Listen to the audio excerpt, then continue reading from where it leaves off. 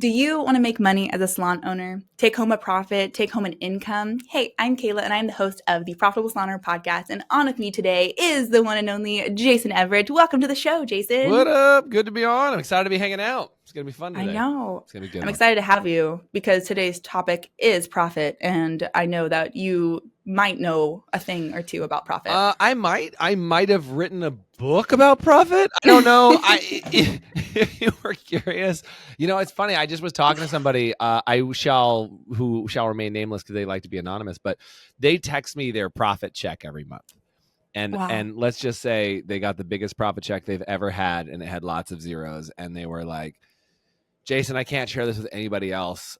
Thank you for letting me share it with you. And I love seeing people's profit checks that are just into the stratosphere. And I know that's very vague. And people are like, how much is it? Just know that it's very possible to take home a lot of money from salons. When I say a lot of money, $100,000, $500,000, or $1 million. That might be multiple salons, obviously, at that standpoint, or some schools and things like that. But we have people who have been in our program forever that, like Danielle Cherwick, I mentioned her name anyway. But Danielle said, man, she was just one little salon when she started. Now I think she has 2 or 3 salons, and she just signed her second school. And dude, that's next level in just a couple of years. It's a few years. It's not even that far away. So her profit is crazy.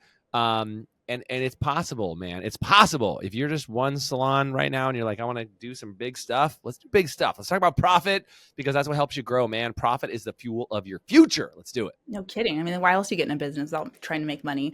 So first, let's talk about different ways. You've talked about when they're making a profit, there's making a profit, there's taking home an income. Let's talk about that a little bit to set the stage. Yeah. Okay. So, most salons, and this is a really important thing on taking home profit, is when you're first starting out in business, you're probably not taking home a profit. You're probably hustling a lot.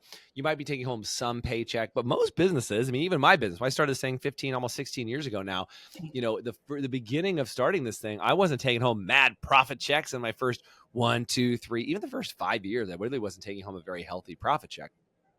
And it's one of those things where you start out by taking your service provider income, right? If you're working and doing some actual work, you start paying yourself as a service provider. Then maybe you start paying yourself as a manager / owner.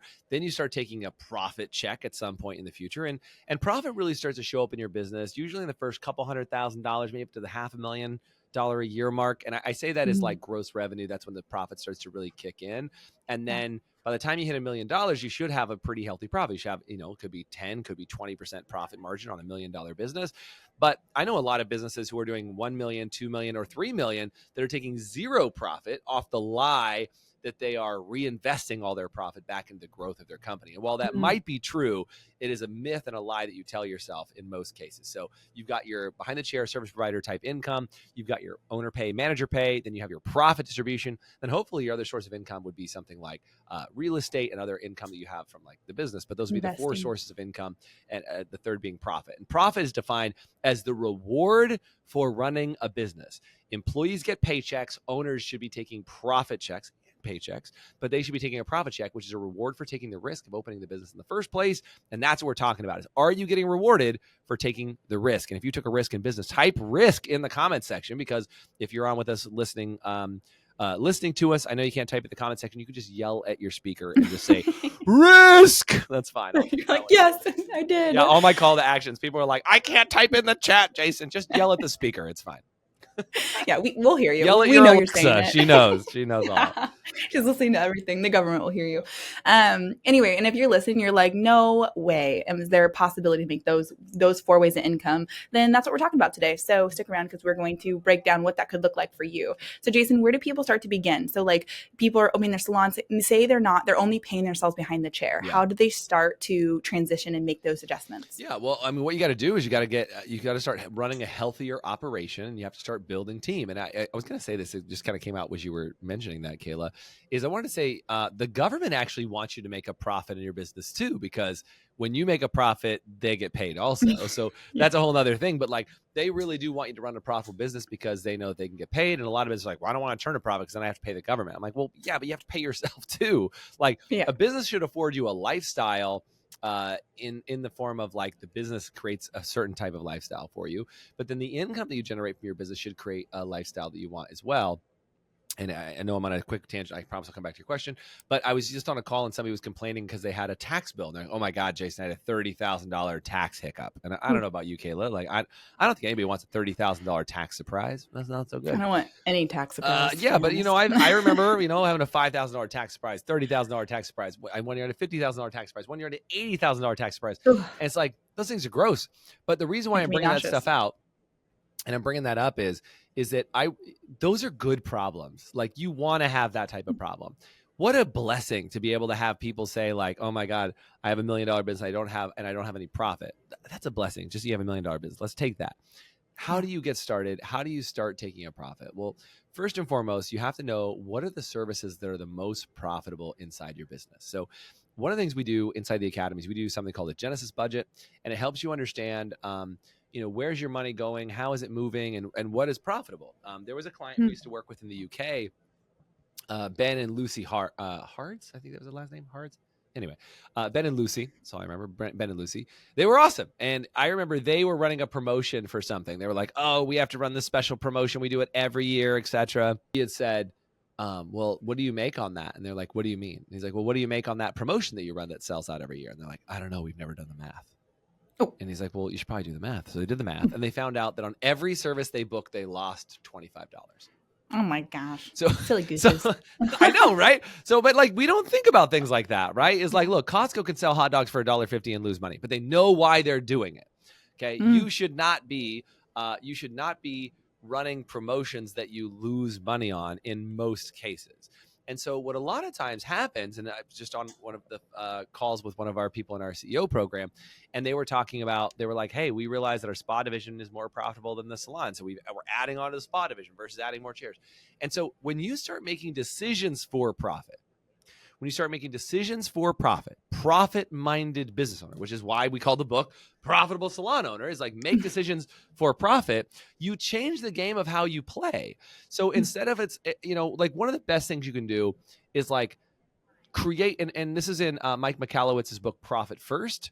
He recommends versions of this stuff. He goes, just open a bank account and like transfer $10 a month in that account. Transfer $100 a month in that account. Just say, that's my profit. I'm just going to hide it. I'm going to put it over there. I'm going to put it in a bank account in another state that I can't get access to, and like put it over there so it's hard to get to. You know what I mean? It's like putting it in a sock. Yeah. And he said, just put it somewhere that you can't really get to. It's not easy to access, and it's a pain in the butt. It requires like, 7 keys, a lock, a password, a retina scan. Like, you hide it. And then after you spend a month or two of like putting that money away, and like, oh, there's actually some profit in there, and you take that first profit check home, it's really incredible. So one of the disciplines, and there's other versions of the Profit First book. I would just say read the original from Mike Michalowicz. Let's start there. OG. The OG book. I'm a big fan of Mike's original book, not the rest of the stuff that comes after. But what I would just say is you have to condition yourself to expect a profit. And that's really what's happening in that mode, is you're conditioning yourself to expect a profit. Now, if you put $100 away and you do that for a while, you're like, wait a second, maybe I put 500 in there. Maybe I put 1,000 in there. Maybe I can put a couple thousand in there. And what you start to get in this mode. And I remember when I read Profit First, we started doing that in the company. All of a sudden there was like $100,000 in the account. I'm like, what? Where did that come from? That's amazing. And I was like, what's going on? And like that kept growing. And it was like, there was 10 grand, there was 20 grand, there was 30 grand. And all those things started happening. And all of a sudden I'm like, wow, this is actually how business is supposed to work, is you're supposed to be rewarded for all that risk you took. When you shelled out hundreds of thousands of dollars to do your build out and buy the furniture and do all those other things, that like you shelled out your hard earned, worked for money to build a business, and you got to do it. So you got to start with the discipline of like squirreling away some of that money, putting it somewhere, and putting it in a place that you go, okay, I'm going to pay myself. And the first time you take a profit distribution check, and it's a real profit distribution check, that's the beginning, it's really incredible. But I know multi-million-dollar business owners that don't have that second account set up. And I've had clients who've been in the academy that they wrote themselves the first $100,000 check out of their profit account, and they were crying when they did it. They were crying, because I know business owners who used to make $100,000 a year behind the chair. Then they ran a business, they didn't make $100,000 a year. That's silly. Like, you shouldn't be going backwards to do more work, right? So how do you make that happen? You start by squirreling away. That's the beginning phase, like you asked. Yeah. Yeah. So I can already know there's people listening being like, I don't even know, because they're starting their little voice, as we know little voice Yeah, mastery, for but or their sure. little voice starting to be like, no way, man, there's no way that's possible, or like the guilt that they feel. Like, let's debunk some of that. Let's work through some of that first before we start going into the rest of it. So like, how do you start to realize that you deserve that? Ready to transform your business and improve your salon's profitability? With Lonza's 3-in-1 technology and intermixable shades, your hair color inventory is streamlined with limitless creativity behind the chair. Click the link below to unveil the secret to salon success. I mean, look, an employee would be upset if they didn't get a paycheck. But we do something weird when we become business owners, is we become these people that don't feel like we should get paid for what we do. Like it's a really weird thing. And I think it's because when you're an employee, and I mean, you are an employee of our company, so I say this in the nicest way possible, and if you're listening to this and you're in there, but when you're an employee, sometimes you look at the boss like they're evil. I hope you don't look at me like I'm evil, but I'm just saying, like, you sometimes in some organizations, that's how they view things. Is they're like, oh, the boss just makes all this money and does all this stuff, and like, here I am struggling, and the boss is not struggling, and they're making money off my back, or all these, and like, it's a thing because in society, that's a thing. Like, it's kind of a joke. And I'll say it this way. Like, Kayla, you've been with me. We've gone to lunch before, and people are like, oh, where do you work at, or something. And I make a joke about like, oh yeah, our boss is evil. Because I'm the boss. And like, I just kind of make the joke. I'm like, oh yeah, my boss, he's a slave driver. He makes us go back to work on time and all those things. And like, and I kind of make the joke because in society, we love to have a villain that we can fight against. And the typical villain that all of us in society want to fight against is that boss. Like, the boss is always the adversary in the business, right? The boss tells you what to do, when to do it, whatever. So when you're a kid, I'm going to go on a tangent. I'll come back, I promise. I love some tangents. If you like tangents, type in the word tangents and support my habit. Or yell it at your radio. Yeah, I'm gonna yell at your Bluetooth speaker.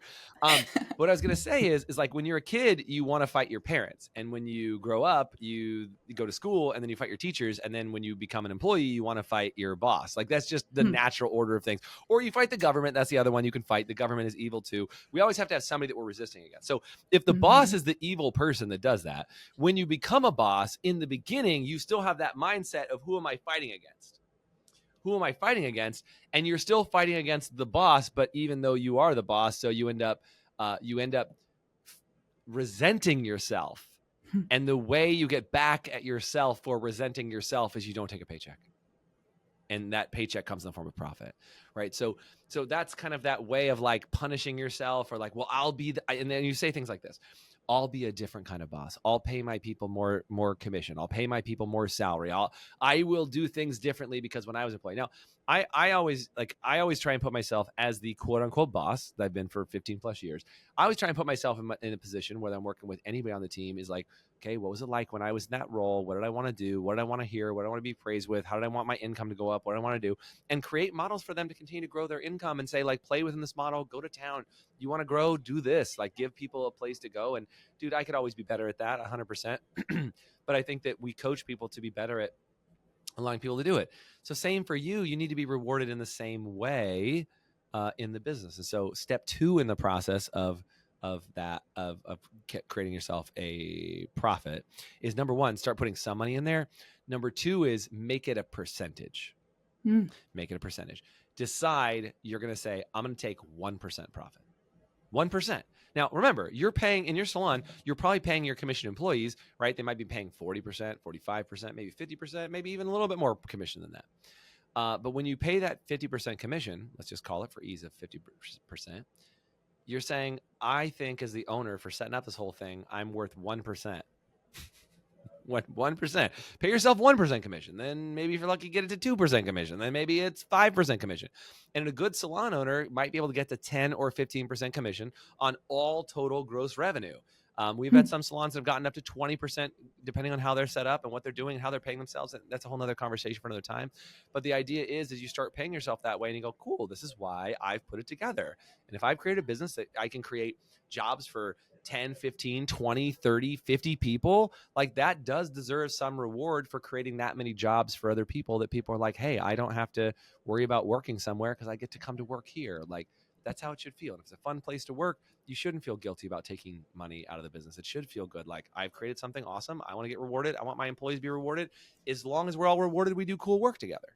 Yeah, totally. Does that help? So it's because you think how you want to take care of your staff and make sure they have really good lives, but then also think of yourself. Like, you've made it to here. You've done all this work to build this up. And so take care of yourself too. Not popular opinion. No. In order to serve others, you must also serve yourself. And like, this is the biggest problem for salon owners. They're the ultimate host or hostess. They want to take care of every single guest. At the end of the day, they get to the buffet and they're out of food. There's no food left. So they're like, I'm not going to eat. And the reality is, if you don't eat, you won't be around to run the business tomorrow.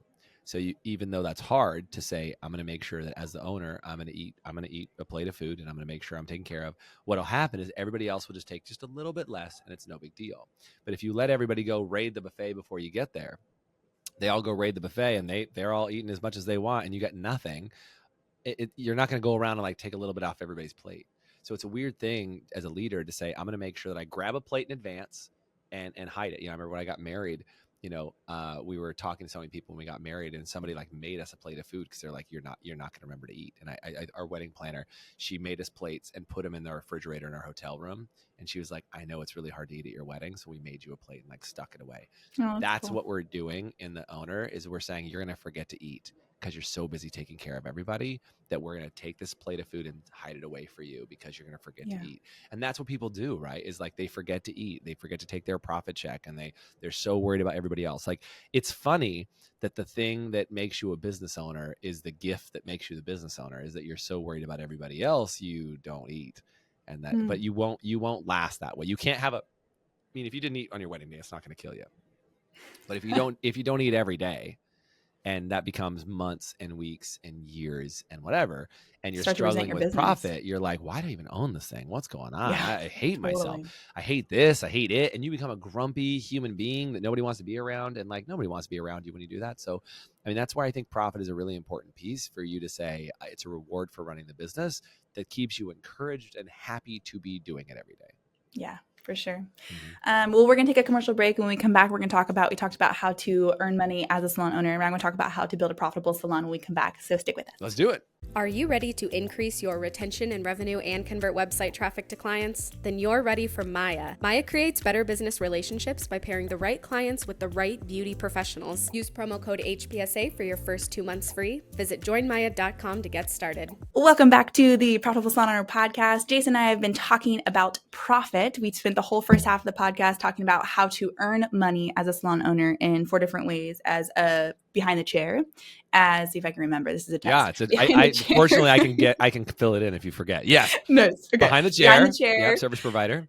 To take a manager paycheck, manager owner and pay. Then to take a profit check. You got it. Do you remember the fourth and one? Then if you start investing and start like bringing in other things. Yeah. I can't remember how you said it. Not just investment, but I would say real estate, like owning the real estate that your business owns is another way to things. create additional income from your salon company by benefiting from the real estate that you own, if you can own it, if you're not like in a strip mall or something. Exactly. Yeah.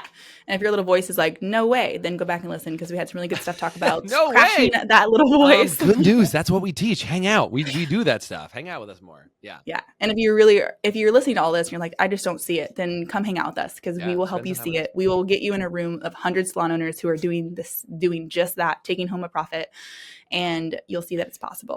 Fastest way to earn a profit is hang out with 100 profitable salon owners, and you will. Like they'll break your brain, man. They'll like look at you and be like, "Why aren't you making a profit? Let's fix that." And like sometimes you need to hear that, man. It's lonely being a salon owner. You can't talk to you're not going to go to your employees and be like, "Hey guys, I really need to earn a profit." They're like, "Screw you." Remember I said earlier, you're the boss. Nobody cares. Like if I whine to my employees about I didn't earn a profit, they're like, "Yeah, we still got paid. Thanks." So they don't care. So true. But come to a group with us inside our Profitable Salon Owner community or in our academy, and you will be forced into earning profit for your company. If you want to be forced into it, hang out with us.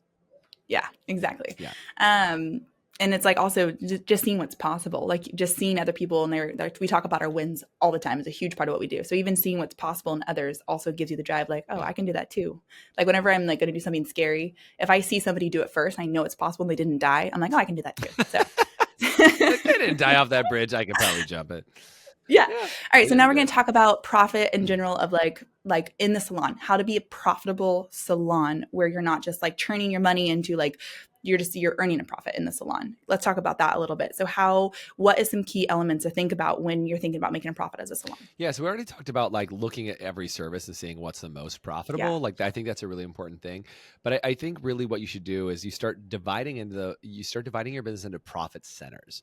Okay, so you say, what are the profit centers in my business? So if you're like, all right, so haircuts are a profit center, colors is a profit center, our boutique is a profit center, our retail is a profit center, right? What are all the things that are profit centers in the business? And then you start to say, well, what can I do to tweak that as a profit center? So one of the things that we instruct people to do, speaking of like making a tweak inside a division, is we do something called profitable back bar, which is your back bar. Most people that run a salon, and this is starting to become a lot smaller. I mean, we put this out like 3.5 years ago, and it kind of went like wildfire through the industry. Wildfire, that's what I was saying. Wildfire through the industry, and a lot of people kind of ripped off the idea and did their own version of it, and a couple other things, and like. I would still say that nobody runs it exactly like we do. And I think that's a really a big testament because we make sure it's profitable. That's why it's called profitable back bar, is that most people, the color division of their business, like the back bar area, is not profitable. It's literally a cost center. Is they go, well, I just have to eat it, or I try to pass forward the cost of it. And we actually advocate that you mark up the color and sell that as a separate line item to your guests. And there's a whole way to do that. There's a right way and a wrong way. I don't have time to get into it on this whole show, but if you want help creating a profitable back bar, say profitable back, type in the chat or yell at your Bluetooth speaker, profitable back bar. And we'll show you like how we do it. There's lots of different tools and ways to do it, depending on what scale system you use and everything else. We happen to love Salon Scale, which is obviously a partner of ours on this podcast. But I would just say in general, that's such a big opportunity for us, is making sure that every profit center in your business becomes more profitable. So the back bar can be a profit center, your retail can be a profit center, and each one of those you got to evaluate, well, is that profit center doing well? Because you might say, okay, hair cutting as a service is probably our lowest profit margin area. Well, what's more profit margin? Well, retail's more profit margin, but is your retail department operating at the standard that it should be? Because each of those departments need to be operating at the standard that they should. And then same thing, if you had a boutique, is the boutique operating at the profit availability that it should? And when you start to do that, that's where like you could have, like, let's say all your revenue is coming from services, but that's a very low profit margin thing. And then your retail sales are really, really small. So that profit of your business is going to be really small because the one that's doing really, really well is low profit. So you got to balance out, can you get those higher profit areas in your business to make more profit? It'll be easier to then take that percentage out, easier to take that flat fee out. All those things will be helpful for you. Building a salon empire takes vision. Staying profitable takes the right tools. Right now, HPSA listeners get 30% off Aura Salonware for 3 months, plus $5,000 in free text. Get started at aurasalonware.com/HPSA. Now, does it matter, like, say you have those 4 profit areas, centers, thank you. Okay. Does it, like, say one's doing really, really well? Like, is it best to balance the 4 centers, or is it to focus on the ones, like, say that getting a haircut is your lowest? Balance is a bad word. I would say maximize. So what you want to do is say, like, for example, we talk about something called RTS, retail to service, right? So let's say you do $100,000 in service sales. How much retail should you be doing? And it's a volume calculation, okay? So what you're doing is you say $100,000 in service sales for the month or whatever, then how much did you do in retail? Now, a lot of places will say industry average is around 15% of that is retail. That would mean you sold $15,000 in retail products to $100,000 in services.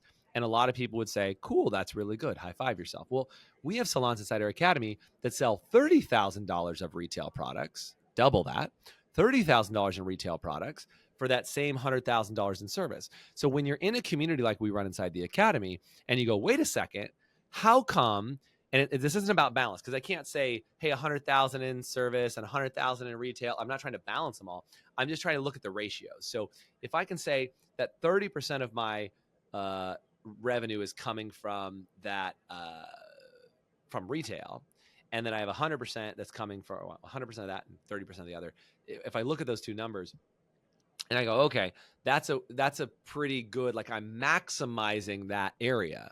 Now, I have some people who are doing 40% in retail for their salons. Okay.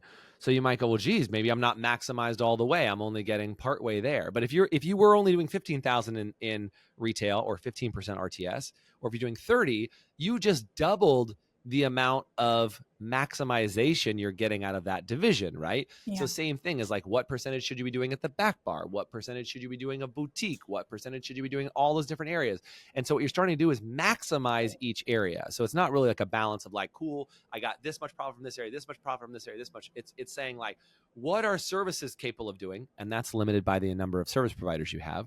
What's retail capable of doing, and that's limited by how many services you have, right? So that's a trickle. What is the back bar capable of doing? What is the boutique capable of doing? What's spa capable of doing? What's nails capable of doing? What's our esthetician, what are they capable of doing?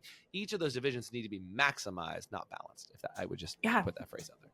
No, I'm glad that you clarified that, because that makes a lot more sense of like what's capable, what is it doing, how can we build it? And by the way, there's a phrase for that we have specifically. It's called capacity utilization. It's you want to maximize it so it gets to 80 to 85% of your total overall capacity. When you hit about 80% of the capacity of that division, you know you've maximized the capacity for what that is. And there's calculations. We have a whole thing on how do you calculate those things for each of your divisions to help you grow as a business. So. And why 80 over 100? Well, because 80%, it starts to get really stretched. So a lot of people kind of like mistakenly say, well, let's be at 100% of our capacity. But the problem is, in all reality, you can never be at 100% because there's always something that will go wrong. Like, for example, you will never have every minute of your day filled with a guest. There will always be gaps and holes in that process, because it's just, it's a rule that went around on like filling up venues and things like that.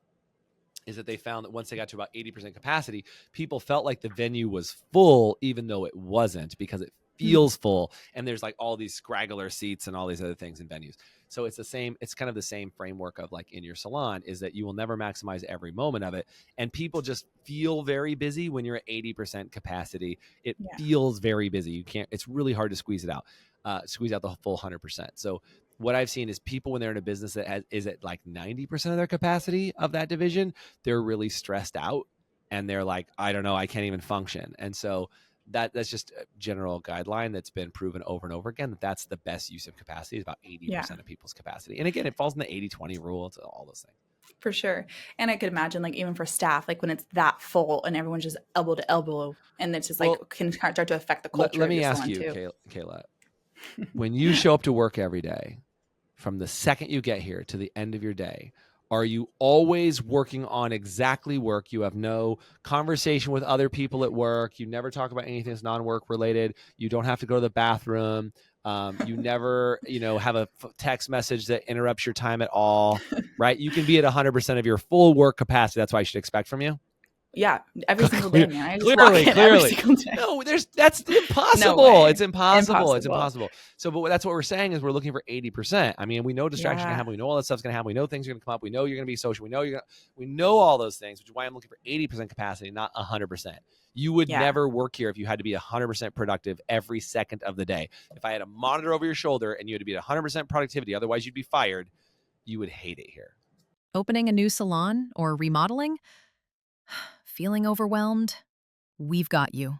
At Collins, we custom build salon equipment made just for you in Tennessee, with local reps and designers to guide you from layout to delivery. Explore at collins.co/HPSA. That's a good picture analogy. You're really good at giving a picture analogy, because that helped me really understand, that helped me understand that not being at 100%, and then it's okay, because those brain breaks, taking a walk, that it's okay to operate like that. Totally. It's okay. We're looking for 80. We're not looking for 100. Nice.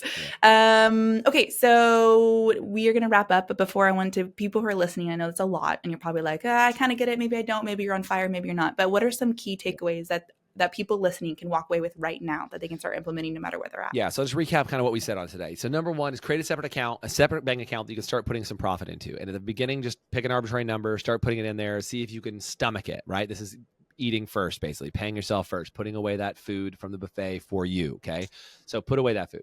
Then start to put it in a percent. Say, what are the 1%, 2%, 5%? What can you do? Start squirreling that money away. Then start looking at profit centers inside your business. Look at different divisions, try to figure out exactly what's going on in each one of those divisions, and then work on maximizing each of those specific divisions, and you will have massive, massive improvement in how your profitability works. I would also just say, if it's worth a read, the Profitable Salon Owner book might be worth a read. If you want to copy the book, I'll even give it to you. Just comment book for free. Yeah, comment book. We'll give you the book for free. I want you to become freaking profitable, because if you're profitable and you start making a difference in the lives of not only yourself, but you will change everybody's life around you when you run a business. And I'll leave you with this final thought, Kayla. If you're not earning a profit from your business, you don't have a business, you have a hobby. And it's such an important thing that people wrap their mind around, that the business is designed to make a profit, and you're ripping off the universe. You're ripping off all kinds of people when the business is not profitable. It is your obligation to be profitable, because when you do that, you'll be able to hire more people. You'll be able to build a better business. You'll be able to serve more people. You'll actually be able to serve out your purpose way better than you can. Like if I could just say, hey, Kayla, you can do everything you want with money, or you can do everything you want and you can be broke. Which would you pick? With money. Duh, right? Definitely. So what I'm saying is, this is the same for a business owner, is choose to do all the things that you want to accomplish in your life with money in your pocket. It is not a dirty word. Please use it. It is a tool to create greatness. Yeah. And just make you happier and make you love your business even more and be more profitable and be more fulfilled. Well, thank you so much for hanging out, Jason. This has been very informative. Hopefully you got something out of it. And if I know that Jason said book at the end of it, yelling book into your Bluetooth is not really going to get it to us. So feel free to message us anywhere. You can message us on Instagram, Facebook, come find us, message us the word book, and we will get you the book for free. Yeah. For free. And if you want help, if you actually want some coaching and guidance and things like that, and you actually want like somebody to sit with you and go like, Jason's overwhelming, comment coaching, and we'll talk to you about what our coaching program looks like, our group coaching program, the academy, etc. Comment coaching, comment academy, and somebody will reach out and make sure you get on the phone with somebody from our team and let you know how we can guide you to making the profit that you deserve. Yeah, exactly. So thanks for hanging out, and we'll see you next time Appreciate on the Profitable Salon Owner Podcast. You've been listening to the Profitable Salon Owner Podcast. Be sure to like, subscribe, leave us a review, and check us out at profitablesalon.com for more episodes, content, and to help you turn your salon into the business you've always dreamt of.